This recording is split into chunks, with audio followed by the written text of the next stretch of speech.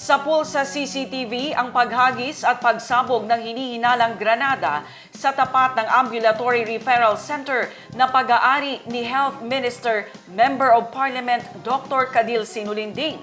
Politika at may kinalaman sa mga ipinatutupad na pagbabago sa Ministry of Health ang ilan sa mga pinaniniwalaan ng opisyal na maaring motibo sa insidente. Wala namang naiulat na nasaktan sa pangyayari.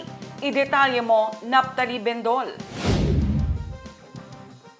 Sapul sa CCTV ang paghagis at pagsabog ng isang granada sa tapat ng Deseret Ambulatory Referral Center pasado alas 10 ng gabi araw ng Sabado sa Moon Street, Zenaida Subdivision, Barangay Rosary Heights 8, Cotabato City. Pag-aari ni Health Minister, Member of Parliament Cadil Sinulinding ang Ambulatory Referral Center. Makikita sa video na isang nakamotorsiklo ang tumigil sa tapat ng gusali.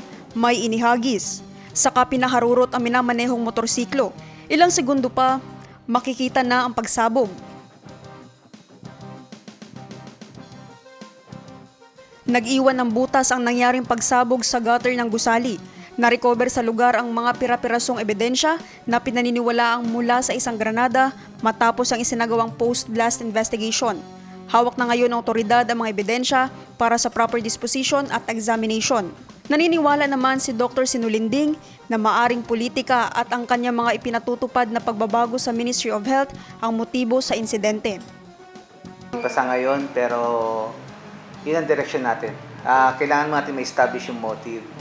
Then once na ma-establish natin yan, and then from doon sa mga information natin na receive, i-match natin yan kung magtatama. Actually po, waiting po kami sa pagdating niya.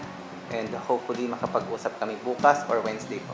Kami po sa PNP, nag-aapila na sa mga ganyan pong sitwasyon, kung meron po tayong mga nalalaman or meron tayong information, we'll make sure na poprotektahan po namin kayo at all costs at hindi po madalantad kayo sa alanganin sapagkat kailangan po natin na ma-solve po ang mga kaso na ito.